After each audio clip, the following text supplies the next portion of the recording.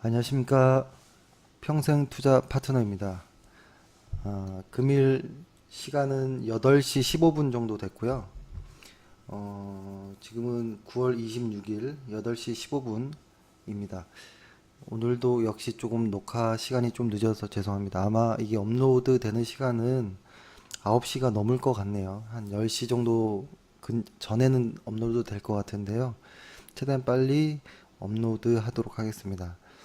오늘 시장, 일단 오늘은 좀 말씀드릴 거는 일단은 시장의 간략한 시장 흐름 정도, 지수, 그 다음에 오늘 이야기는 바이오시밀러 쪽의 이야기를 좀 들으려고 합니다. 왜냐면 지금 이제 제가 어제는 전기차 관련한 이야기를 드렸었죠. 그러니까 이쪽 전기차 이야기는 과거 2년 정도의 성장성을 보면 한 28% 정도씩 성장했다. 앞으로는 이 성장 속도가 좀 더 빨라질 수 있겠다라는 의미에서 이야기도 했고, 또 하나 오늘 들을 바이오시밀러의 이야기는 더 높습니다. 성장성이. 과거부터 해서 미래까지 수요와 공급을 예측해 보니 한 38% 이상의 매출 성장성이 그려진다 라는 것들이거든요.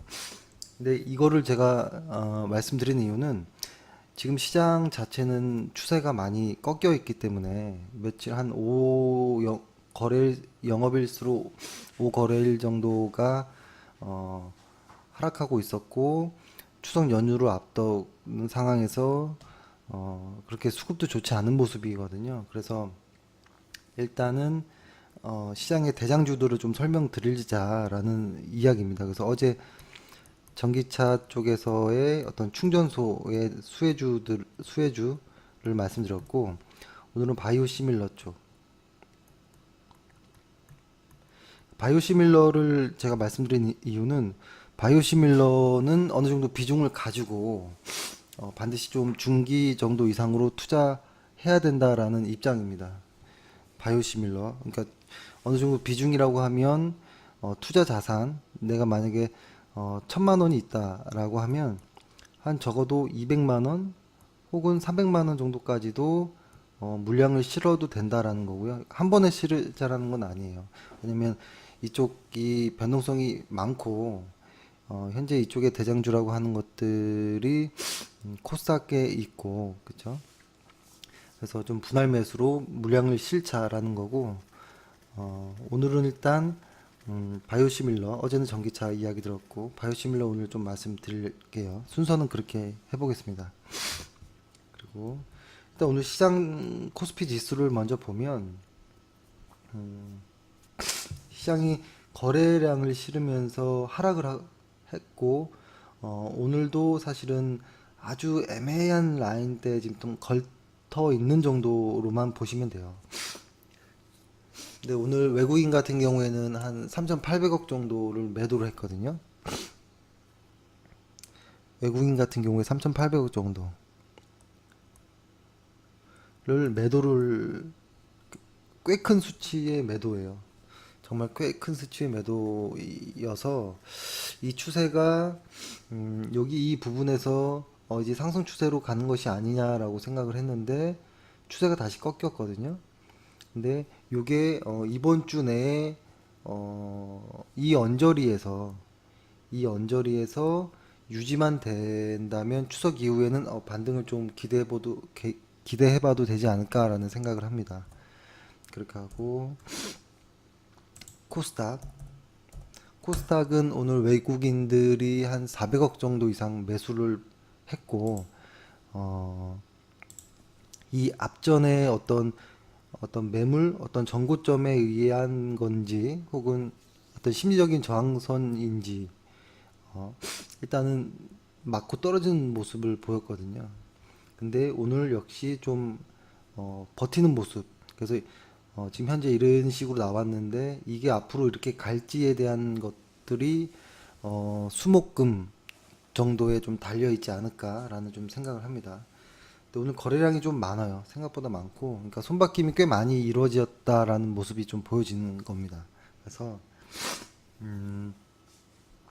좀 이번 어제 말씀드린 것처럼 이번 주의 전략은 과도한 어떤 매수보다는 좋은 종목을 이미 매수한 상태였다면 홀딩을 하자라는 거고, 실적이 좋지 않은 종목을 매수했다라면 그런 것들은 과도하게 매도하고 연휴를 보내자 정도로 이해하시면 될 것 같고요.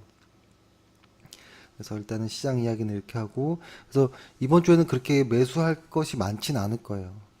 그러니까 오늘 같은 경우는 저희가 그 포트폴리오에 정책주 관련한 한 종목, 그렇죠?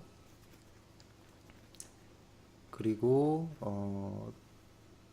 또 다른 종목을 이렇게 한 종목 이렇게 해서 두 종목을 추가 매수를 했잖아요. 2차 매수, 3차 매수 이렇게 매수를 했는데 사실 오늘 사실 그것도 좀 고민을 했던 것 같긴 한 것 같아요. 사실 고민을 좀 했어요. 고민을 좀 했고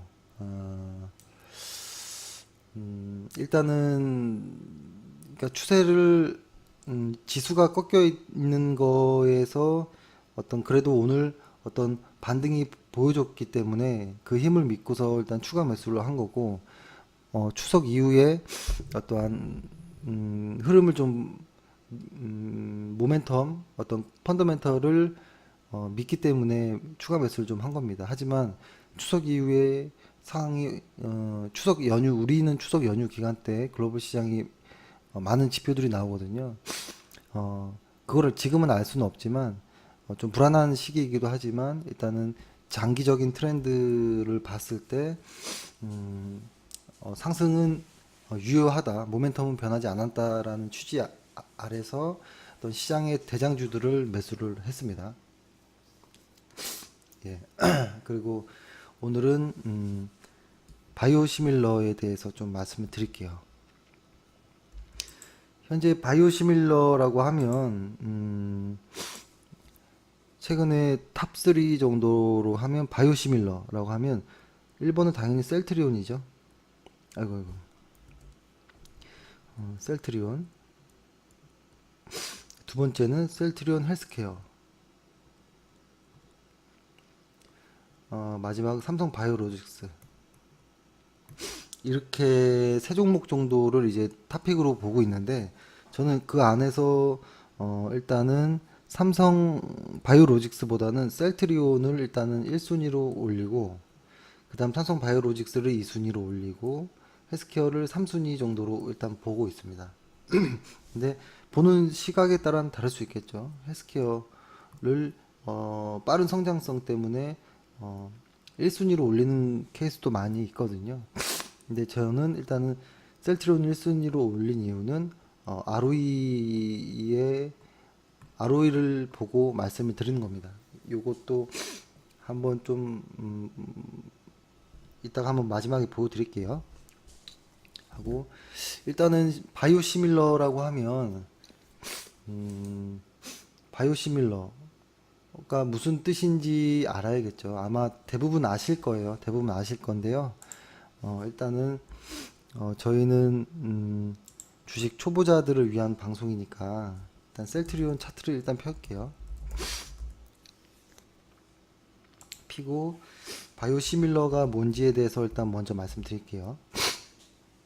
죄송합니다. 제가 오늘도 이렇게 시장이 좀 안 좋고 하면 저 스트레스 받고 하면 시장이 안 좋을 때 스트레스 받잖아요. 그때 저는 이렇게 알레르기 같이 이렇게 콧물 나오고 눈도 빨개지고 이럴 때가 있거든요. 참 신기하게 그럴 때가 많아요. 시장이 안 좋을 때, 스트레스 받을 때.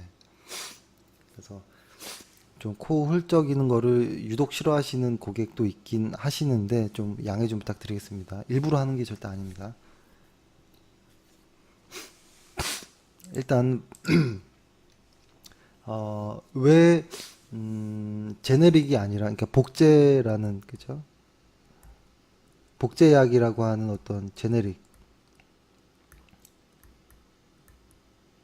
제네릭이 아니라 시밀러라는 어떤 표현을 썼을까? 그죠? 바이오 제네릭, 바이오 시밀러. 그러니까 사실 바이오 시밀러는 어떤 바이오 시밀러, 이 바이오 시밀러는 바이오 의약품의 카피약을 이제 이야기하는 거겠죠. 그래서 바이오 제네릭이라고 하면 바이오 제네릭이라고 하면 이야기도 쉬울 텐데 왜 특히 이제 유사하다라는 영어의 의미인 시밀러가 뒤에 붙었을까? 이렇게 좀 의아하신 분도 있을 겁니다. 저도 의아했고 헷갈렸고 이게 뭐지 이랬었고 이게 구체적으로까지 굳이 들어갈 이유는 없지만 그래도 일반적으로 일단 화학 의약품인 제네릭은 화학 의약품인 어떤 제네릭은 오리지널 약의 화학식을 알면 쉽게 만들 수 있어요. 그러니까 이 앞에는 이제 오리지널이 있겠죠. 오리지널의 어떤 약이 있겠죠. 이거를 이제 카피한 바이오 제네릭 시밀러가 있겠죠. 그러니까 제네릭은 화학의약품인 제네릭은 오리지널 약의 화학식을 알면 쉽게 만들 수 있다라는 게 일단 첫 번째. 그런데 오리지널 약을 만드는 화학 반응을 그대로 따라하면 사실 쉬운 시밀러보다 사실 쉬워요. 제가 설명을 하기가 좀 어렵긴 한데, 간단하게 그래도 최대한 간단하게 말씀드리면, 그러니까 화학 반응이라는 거는 환경의 영향을 받아요. 어떤 환경의 영향을 받지 않는다는 거예요. 일단 제가 말 실수했습니다. 환경의 영향을 받지 않아요. 그래서 오차가 나지 않는다라는 거 하나가 있어요. 그래서 이러한 이유로 제네릭은 이제 어떤 생물학적 동등성 실험과 같은 검증 과정을 거치지 않아요. 근데 이런 것들은 모두 다 시밀러는 다 거쳐야 된다라는 게 하나가 있어요. 그러니까 이 어떤 화학의약품인 제네릭은 사실 그러니까 오리지널 약과 차이가 없다라는 거를 모두가 인정한 거예요. 그죠? 그리고 두 번째 이제 바이오시밀러는 근데 좀 다르다라고 보면 되는 거고 바이오시밀러는 이제 모방하는 이제 여기 오리지널 약 바이오 의약품의 어떤 그 동식물 세포와 조직을 이용해서 만드는 거거든요. 그래서 이 때문에 그러니까 작은 환경에도 영향이 받아요. 환경에 영향이 있습니다. 영향이 어, 높아요. 그래서 유사하지만 제네릭과 유사하지만 다른 일반 오리지널과 유사하지만 다른 어떤 그 물질이 나올 가능성이 매우 높아요. 그래서 예를 들면 부모의 유전자를 받았지만 첫째, 둘째, 셋째의 아이들의 어떤 생김새나 성격이 다른 것 같은 그런 거거든요. 그래서 제네릭이라고 부를 수 없는 것도 이 때문인 거예요. 그러니까 제네릭 완전히 복제, 그죠? 그래서 제약업계는 대신에 이제 유사하다라는 어떤 뜻을 해서 어, 그 시밀러라는 거를 이제 앞에다 붙인 겁니다. 그렇죠? 사실 알고 보면 별 의미는 없죠.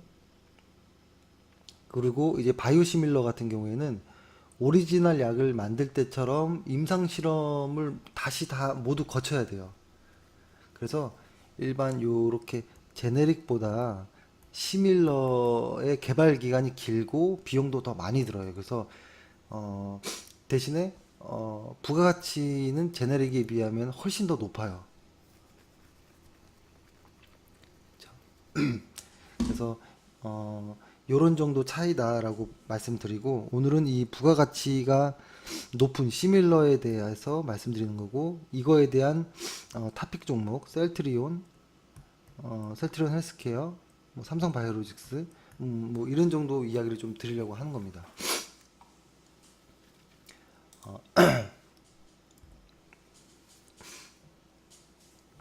사실 그 시밀러 시장이 사실은 개화한 지 그렇게 오래된 산업은 아니에요. 그러니까 오늘 말씀드리고 싶은 거는 어, 시밀러 시장, 이 바이오 시밀러 시장에서 우리나라가 제일 잘해요. 그러니까 저희는 보통 그 주식을 매수할 때 1등 대장주들을 많이 매수하잖아요. 1등주, 대장주, 주도주 이런 것들을 매매하는데 시밀러 안에서 전 세계적으로 한국이 제일 잘하고 그 안에서 가장 1등 회사가 셀트리온이라고 저는 생각을 하고 있거든요. 그리고 큰 의미로는 그렇게 되고 그 다음에 이런 시밀러 시장이 특히 이제 유럽에서는 너무 좋잖아요, 현재. 그리고 앞으로 좀 더 커질 미국 시장도 좋아질까라는 의구심이 있고, 근데 좋아질 거라고 보고, 그리고 어떤 시밀러 시장에서의 어떤 가격과 어떤 점유율, 양에 대한 이야기도 좀 드릴 거거든요. 그래서 이거를 좀 처음부터 말씀드리면, 지금 일단은 이제 막 열리는 산업인 거예요. 시밀러는 이제 개화가 되는 거라고 저는 보여집니다. 그 중에서 말씀드린 것처럼 우리나라가 제일 잘한다라고 표현을 하고 싶고, 어, 유럽에서 특히 이제 유럽 시장이 좋잖아요. 유럽에서 이제 항체 바이오 시밀러가 출시된 지 2년 만에 시장 점유율이 40% 정도까지 달성했어요. 아직도 이제 가파른 어떤 그런 상승세가 꺾이지 않아요. 계속 이어지고 있고, 그렇죠? 그리고 미국 시장도 작년 12월에 열렸어요. 유럽이 그렇고, 그다음 미국 시장은 작년 12월에 열렸고, 근데 예상치 못한 어떤 오리지널 어떤 회사들의 방어 전략이 있어서 시행착오를 겪고 있지만 미국에서의 이제 시작이다. 미국도 이렇게 좀 보여집니다. 그래서 바이오 시장은 이제 막 형성된 시장의 아주 매우 초기 단계이기 때문에 특히 그 중에서 바이오 어떤 항체 의약품 중에서는 바이오시밀러가 출시된 제품, 그러니까 레미케이드랑 엠블렐 그리고 리툭산 요거 정도예요. 그래서 글로벌 매출액 1인 의약품이 그 휴미라를 비롯해서 허셉틴이라든지 아바스틴 등 다수 제품에 대한 바이오시밀러가 이제 출시를 앞두고 있는 또 이런 좀 좋은 환경인 거고 여기에서 제가 말씀드리는 것들은 이제 거기 안에서 가장 좋은 종목으로는 셀트리온이나 뭐 삼성바이오로직스 뭐를 보는 거죠, 사실. 그 자회사죠. 삼성 어 바이오 에피스 그죠? 우리가 이제 매매할 수 있는 거는 삼성 바이오로직스, 셀트리온 헬스케어 정도로 이제 보는 거거든요. 그리고 어 셀트리온은 사실 그 레미케이드와 리툭산 바이오시밀러를 이제 1등으로 하고 있고 삼성 바이오 에피스, 삼성 바이오로직스의 자회사는 엠블렐, 허셉틴을 1등으로 출시 예정이에요, 현재. 그래서 내년에 삼성 바이오로직스도 내년 말에 3공장이 가동되면 바이오 이제 CMO, 바이오 CMO에서는 이제 글로벌 1위가 되는 거예요. 글로벌 1위. 이제 삼성 바이오로직스가 사실 좀 투기적으로 많이 오르긴 했거든요. 수급에 꼬이면서까지도. 그건 이제 미래에 대한 어떤 성장성, 1위라는 프리미엄 때문에 이렇게 가는 건데, 이 CMO라는 건 이제 계약해서 대신 이제 생산하는 걸 말하는 거예요. 그렇죠? 그래서 이런 상황에 대해서 조금 좀 더 구체적으로 한번 설명을 드려보면 음, 일단은 지역별로 좀 보는 거죠.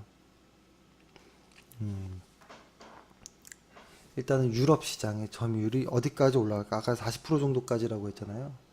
근데 이게 보면은 사실 유럽에서의 어떤 바이오시밀러의 성과는 사실 어떤 기대 이상이라고 모두들 이야기를 합니다. 그러니까 2014년도에 2세대 바이오시밀러가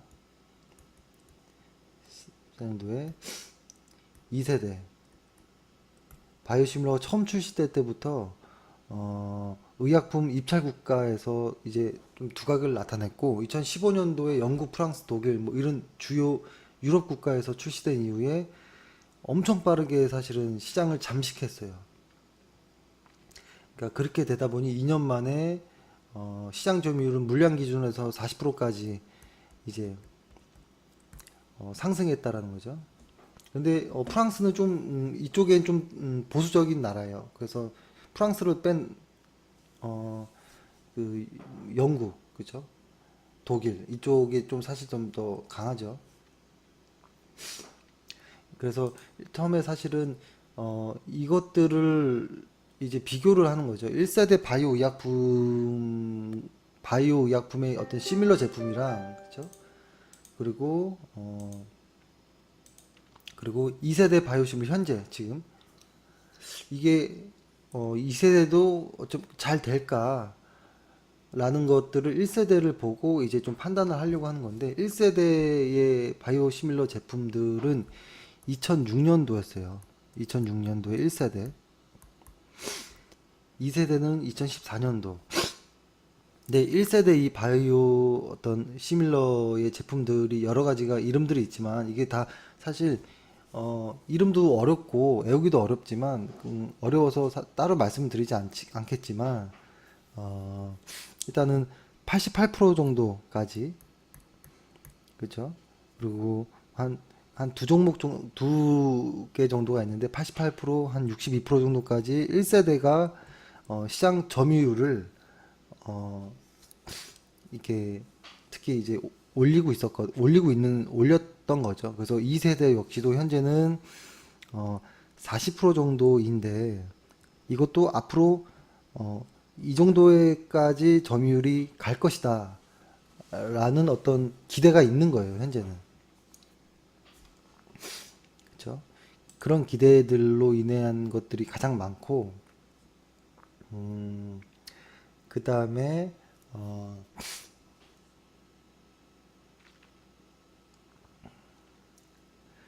그래서 보통 지금 이 시장에서 예측하는 것들을 좀 보면 제가 좀 웬만하면 좀 생략을 많이 해서 간단하게 좀 설명드리려고 하는데 지금까지 예측한 걸로는 보면 보통 시장 점유율을 한 60% 정도까지는 가지 않을까라는 판단을 보통 보고서들에서 많이들 하고 있는 것들이 있는 것 같아요. 현재 유럽 시장을 이렇게 말씀드린 거고 그 다음에 이제 미국 시장이죠.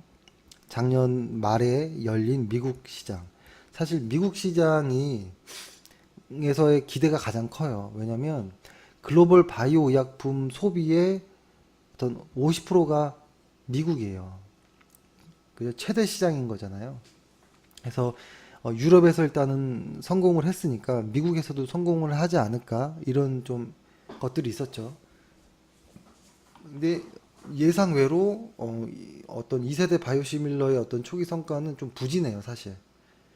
그래서 화이자 같은 경우에 어떤 2017년 실적 컨퍼런스 콜에서 이제 이야기한 거 보면 6월 말 기준으로 했을 때 2.3%밖에 사실은 그 비중을 차지 못하고 있는 정도로 좀 작아요, 아직까지는.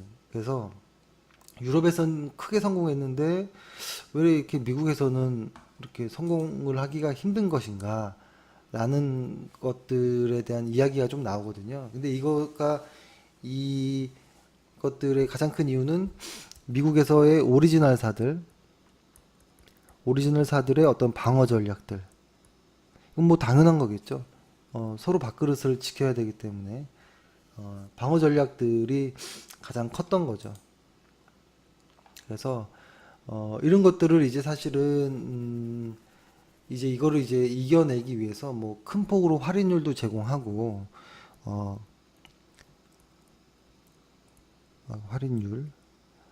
할인율도 제공을 하고 어떤 독점 계약도 하고 뭐 번들링 판매라고 하죠. 소위 그 묶음 판매 뭐 이런 것들도 있고 뭐 여러 가지들이 좀 이런 것들이 방어 전략이 좀 있었죠. 있었고, 근데 가장 사실은 핵심적인 이유는 뭐냐면, 이걸 유럽과 미국의 차이가 좀 있어요. 유럽과 미국에서의 어떤 차이는, 미국은 일단 유럽과 달리 바이오시밀러의 어떤 처방 확대를 위한 정책이 없어요. 정책이 없다. 이게 가장 큰 거예요, 사실. 뭐 여러 가지 이야기가 있지만 어떤 의지, 정부 정책의 의지가 있다면 유럽처럼 성공할 수 있거든요. 근데 아직은 이 정책이 없다라는 게 하나 있어요. 유럽 같은 경우를 좀 설명을 드리면, 어, 유럽은 보험 재정 절감, 그죠? 보험 재정, 보험 재정, 보험 재정 절감을 위해서 정부 차원에서 바이오시밀러 처방을 권고하고 있는 이런 다양한 정책들이 있어요. 그죠? 정책들이 있고, 그리고 대부분 유럽 국가에서는 어떤 의사와 약사를 대상으로 바이오시밀러 처방에 따른 어떤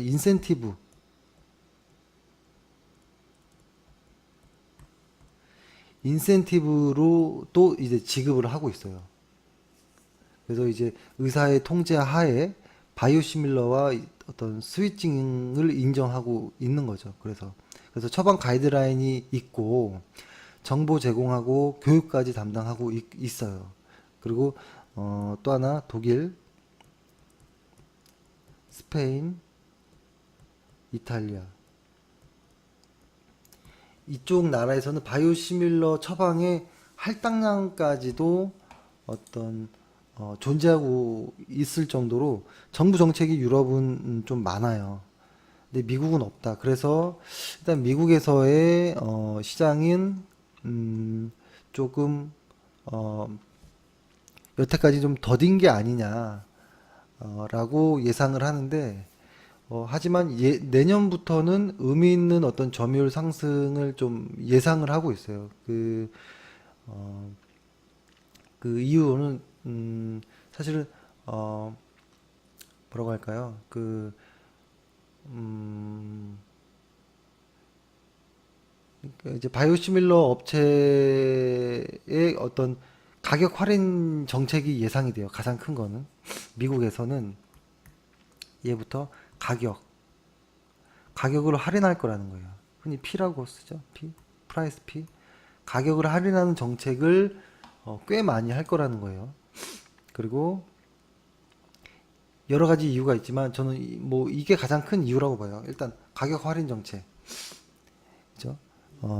가격을 할인한다고 해서 할인하면 셀트리온이나 뭐 이쪽에서 어떤 이익률이 훼손되는 건 아닌가 이런 좀 생각을 할 수도 있지만 사실 그렇지는 않아요.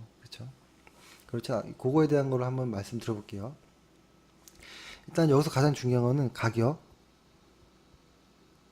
가격에 대한 건데, 이 가격이 일단 할인 정책을 쓸 거라는 건데 미국에서 어디까지 그런 가격을 하락시킬 것이냐라는 거고, 그 이후에 어떤 Q의 증가, 그 양이 얼마 정도로 증가할 수 있을 것인가, 이게 가장 중요한 핵심인 거거든요. 그렇죠? 왜냐하면 정부 정책의 의지가 약하기 때문에 가격을 낮춰서 시장 점유율을 높이자라는 게 핵심이에요, 사실. 그래서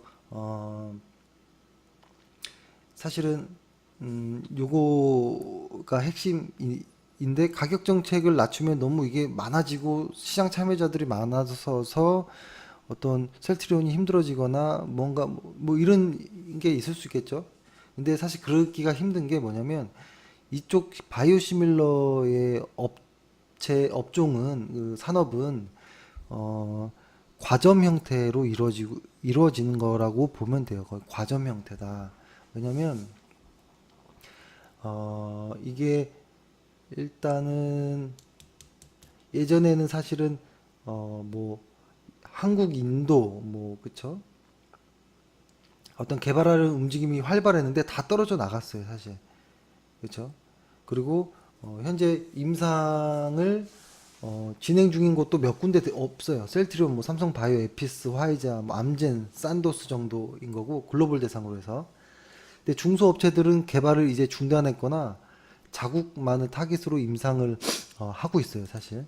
왜냐면 바이오시밀러의 개발은 일단은 임상 3상에서도 보통 500명에서 한 800명 정도한테 실험을 하거든요.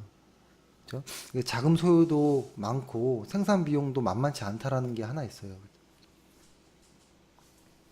그래서 이게 사실은 아주 큰 회사이고 아주 좋은 회사, 큰 회사, 뭐 아주 기술력이 가지고 있는 회사라도 여기까지 가다가도 무너지는 경우가 많아요. 일본에서도 그랬고, 그렇죠? 일본에서는 그, 그 코에루스랑 그죠? 다이치, 상쿄, 그 엠블렘 바이오시밀러를 개발을 중단했어요. 그리고 어, 뭐 여러 가지들의 어떤 생산, 공장 생산 시설에 관련된 문제도 많았고, 그래서 이게 과점 형태이기 때문에 신규 업체가 진입이 힘들어요. 신규 업체가. 그러다 보니 성장성이 계속 한 38%씩 나오는 이유가 그런 것들도 있는 거겠죠. 그래서 보통 이런 바이오시밀러는 예를 들어서 오리지널의 어떤 약의 특허가 만료가 딱 되는 순간 첫 번째로 나오는 1등 혹은 2등, 첫 번째, 두 번째로 나오는 회사들이 거의 다 시장을 점유를 해버려요. 그래서 뭐 3등, 4등, 5등 이런 건 거의 없어요. 그렇기 때문에 현재 지금 보면 임상 3상을 진행 중인 셀트리온이나 삼성 바이오에피스, 화이자, 암젠, 산도스 요 정도가 과점 시장을 형성할 것이고, 그 안에서 국내에서 우리가 매수할 수 있는 기업은 사실 셀트리온, 삼성 바이오로직스 정도로 보는 게 좋을 것 같아요. 그리고 이런 과점 형태이면 이 가격의 인하가 어느 일정 부분에서 하락이 멈추어야 되겠죠. 계속 인하할 수 없겠죠. 그러니까 오리지널이 100원이면 이 바이오시밀러의 가격은 어느 정도까지 떨어질까라고 생각을 하는데, 유럽 같은 경우에는 40에서 45% 정도가 할인된 가격으로 이제 예상을 하고 있어요. 예상을 하고 있고, 근데 이제 미국 같은 경우에는 미국은 한 50% 정도까지도 예상을 하고 있어요, 지금. 그렇게 해서라도 시장을 점유하자라고 생각하는데, 이 50% 정도를 오리지널과 바이오시밀러의 가격이 2배 차이가 나더라도 사실은 이익 성장은 꽤 큽니다. 이익은 꽤 커요. 이익에는 어떤 이익률 훼손은 없을 거라는 보고서들이 많아요. 그러니까 왜 그러냐면 이거를 좀 예를 들어서 2016년도에 기준으로 했을 때 이제 미국에서 레미케이드의 약가가 예를 들어서 뭐 예를 들어서 이렇게 볼게요. 요만한 약이 예를 들어서 한 1000달러 정도였다 라고 이제 하면, 그 유럽에서는 이건 미국이죠. 유럽이라고 하면 이 같은 것이 한 600달러 정도였어요. 그러니까 미국이 사실 높았어요. 이쪽이 레미케이드가. 그래서 그러니까 이 유럽에서의 어떤 40% 정도를 할인한다라고 하면 이 약 하나가 한 360달러 정도가 될 거라는 건데, 미국에서 할인을 50달러가 아닌 60달러까지 할인을 하더라도 한 420달러 정도로 유럽보단 비싸다라는 거예요. 그래서 다른 계약 조건이 동일하다면 미국에서 50% 이상 할인을 적용해도 현재의 어떤 이익률이 훼손되지는 않는다라는 전망입니다. 그렇죠. 그래서 이익 성장률은 의심할 이유가 없습니다. 현재. 그렇게 해서 이렇게 피 가격이 하락하는 거에 대해서 사실은 조금 어떤 우려하는 목소리도 좀 있거든요. 왜냐하면 바이오시밀러의 할인율, 그러니까 오리지널 약이 있고 시밀러의 약이 있으면 음, 예를 들어서 바이오시밀러들이 나오면 바이오시밀러들이 이게 출시가 되면 오리지널 약이 가격을 낮춰버리면 바이오시밀러가 설 자리가 없는 게 아니냐라는 어떤 우려도 있었는데요. 그거는 그렇지가 않았다라는 게 과거의 이야기거든요. 보면 오히려 바이오시밀러가 나오면서 오리지널 약은 비싸졌어요, 사실. 비싸졌고, 그래서 사실 이거는 단순하게 1세대 때의 이야기를 2세대로 대입해 본 어떤 유출을 한 거죠. 근데 지금 그 자료밖에 없기 때문에, 그렇죠? 그래서 일단은 1세대 때의 어떤 이런 것들을 보면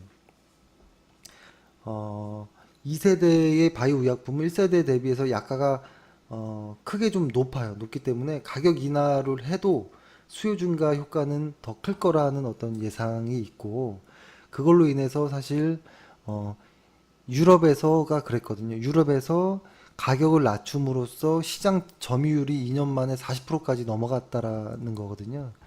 미국도 가격을 바이오시밀러의 가격을 낮추면서 미국 시장도 비중을 점유율을 높여갈 것이다. 라는 게 일단은 의견입니다. 그리고 이제 그 이후에는 아까 처음에 말씀드렸던 것처럼 어떤 마케팅이라든지 속도전 이런 것들이 중요하겠죠. 왜냐면 1, 2등만 살아남거든요. 바이오시밀러는 나오자마자. 그래서 여기에서 일단 우리의 대표 대장이라고 하는 셀트리온과 셀트리온 헬스케어를 일단은 좀 볼게요. 일단 보면 일단은 이렇게 한번 적어볼게요. 셀트리온 그리고 셀트리온 헬스케어 요 두 종목 중에서 만약에 고민을 한다라고 하면 저는 이렇게 좀 생각을 해볼 것 같아요. 예를 들어서 이렇게 쓸게요. 셀트리온 헬스케어 해서 이렇게 해보죠. 2017년 2018년도에 ROE가 어떻게 되는지만 한번 볼게요. 셀트리온의 ROE를 한번 먼저 볼게요. 셀트리온의 ROE는 16에서 19로 올라가네요. 그쵸? 16에서 19로 올라가죠. 그리고 셀트리온 헬스케어를 한번 검색을 해볼게요. 셀트리온 헬스케어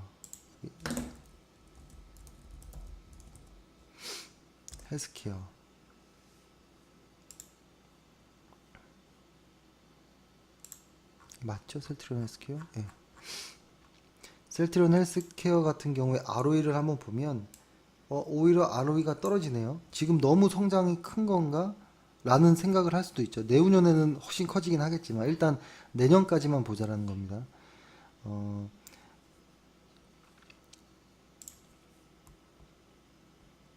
17로 떨어지고 다시 이 이후에는 여기 보면은 18에서 17로 떨어지고 다시 21로 올라가긴 하죠.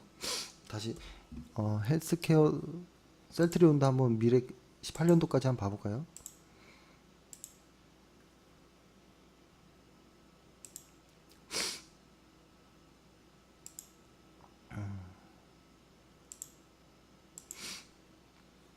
ROE 22까지 올라가죠.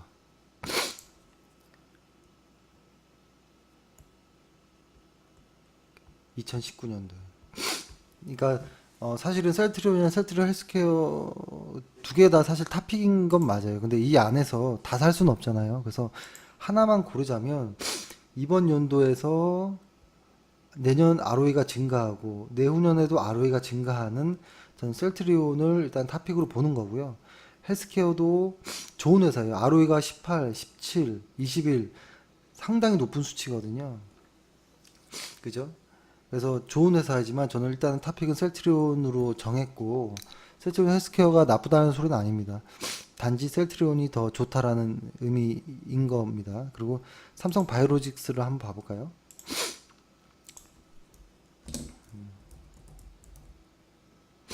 삼성 바이오로직스.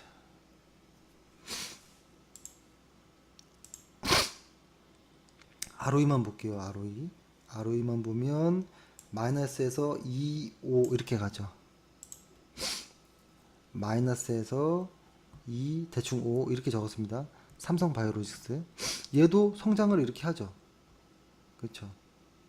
그래서 저는 셀트리온 헬스케어, 삼성 바이오로직스를 일단 탑픽으로 보는데 그 중에 1번, 2번, 3번 이렇게 저는 생각을 해서 저희는 벌써 이거를 조금 미리 좀 매수는 하긴 했지만 이런 의미로 매수를 했고 사실 영상에서 말씀드리는 거는 이번 처음인 거고 그래서 지금 자리에서 굳이 따라서 살 필요는 없어요. 이번 주에는 굳이.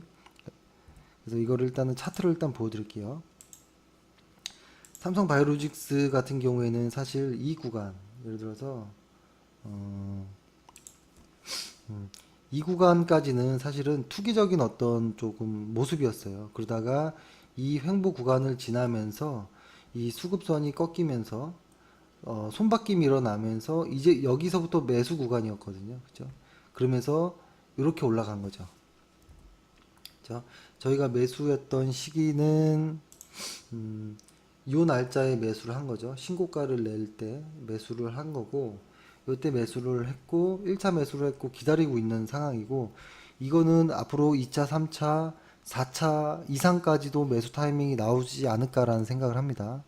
그리고 셀트리온을 일단 보면 셀트리온은 사실 제가 좀 좋아했던 종목이야. 라서 매수를 좀 많이 했죠. 이렇게 했었고 여기선 일단 1단락이 됐고 그 다음에 새로 다시 여기서부터 다시 시작을 했죠.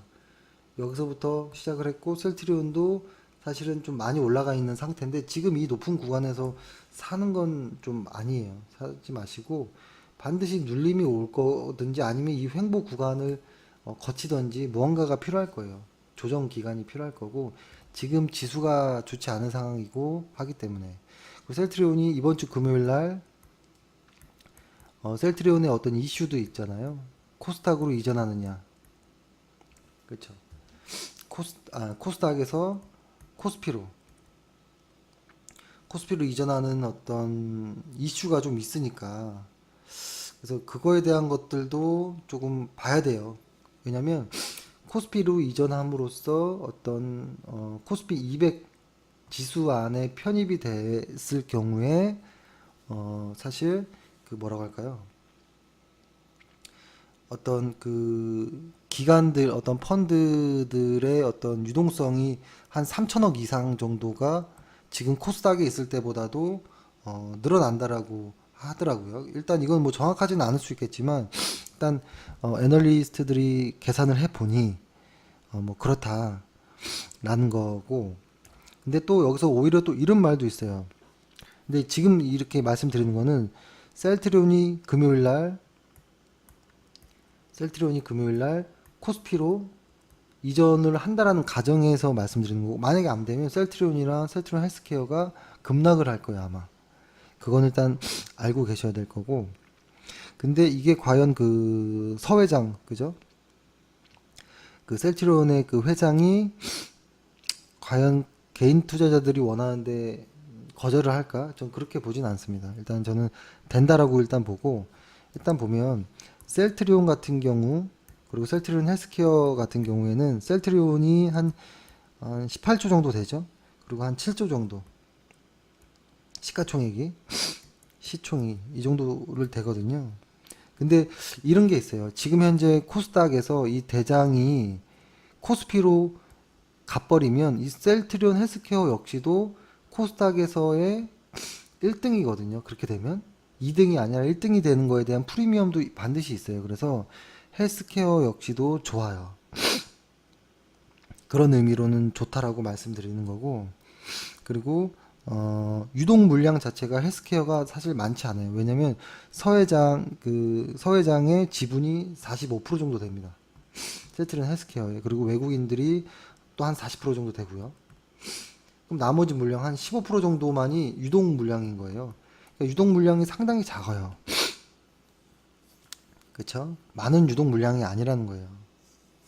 뭐 지금의 어떤 뭐 대차장고라든지 공매도 물량도 존재하지만 그렇게 어떤 특히 국민연금이 헬스케어 쪽에서의 어떤 공매도만 하지 않는다면 헬스케어 역시도 저는 괜찮다라고 봅니다.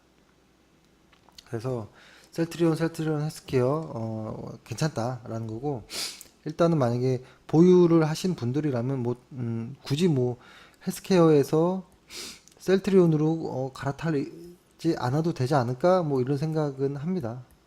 그리고 삼성 바이오로직스도 의미 있게 봐야 된다라는 거고, 지금 요 두 개가 많이 가고 있거든요. 그리고 이게 시밀러 쪽에서의 대장인 거고, 이 3인방이. 그죠?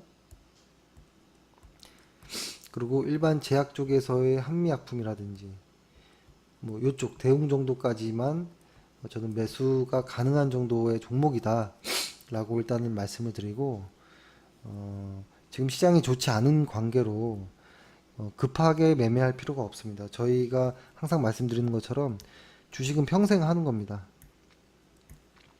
그죠? 컴퓨터를 볼 수 있는 눈, 뭐 기사를 볼 수 있는 눈, 매수 단수를 누를 수 있는 손가락만 있으면 주식을 평생 할 수 있는 거라고 생각하고, 주식을 시작하고 1년에서 2년 정도만이라도 좀 열심히 좀 해놓으면 최대한 몸에 이것들이 좀 체화가 돼서 나중에는 좀 더 편하게 할 거예요. 지금 아마 개인 투자자들이 회사도 다니면서 주식을 하기에는 난 시간이 없다라고 할 수 있거든요. 근데 투자인 거예요. 그거는 시간이 없는 사람은 주식 안 하면 됩니다. 그죠? 시간이 없는데 돈까지 벌려고 하는 건 욕심인 거거든요. 그러니까 시간도 없고 주식 공부를 할 어떤 의향도 없고 잘 모르겠다 하면 주식을 안 하시는 게 낫고요. 나는 회사도 다니고 회사에서 월급을 만약에 월 500을 번다. 하지만 주식으로 나는 한 달에 단 한 30에서 50만 원이라도 벌겠다. 이러면 회사에서 8시간 근무한다면 주식에서 하루에 한 30분 정도는 투자를 해야죠. 그렇죠? 이 정도 투자 안 하고 어떻게 돈을 법니까? 그렇죠?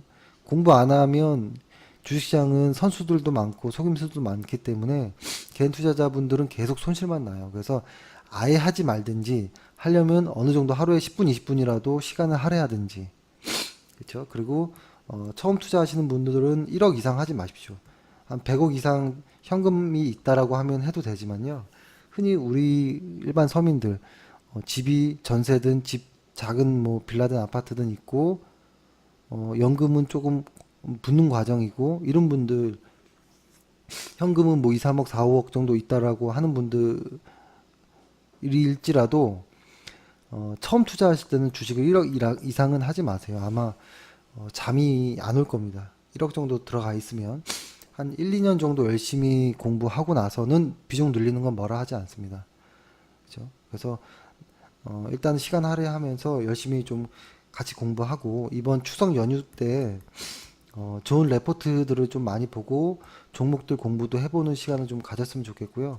그 추석 전 수목금 내일 모레 이렇게는 지수를 유심히 보자라는 거예요. 지수 코스피 코스닥 지수를 좀 유심히 보자라는 거고 종목을 급하게 뛰어들 필요 없습니다. 지금 오늘 어제 많이 올랐던 주식들은 시장에 어떤 변두리에 있는 주식이었어요. 시장에서 어떤 대장주들이 쫙 이렇게 올라갈 때 이 밑에 있던 애들이었어요.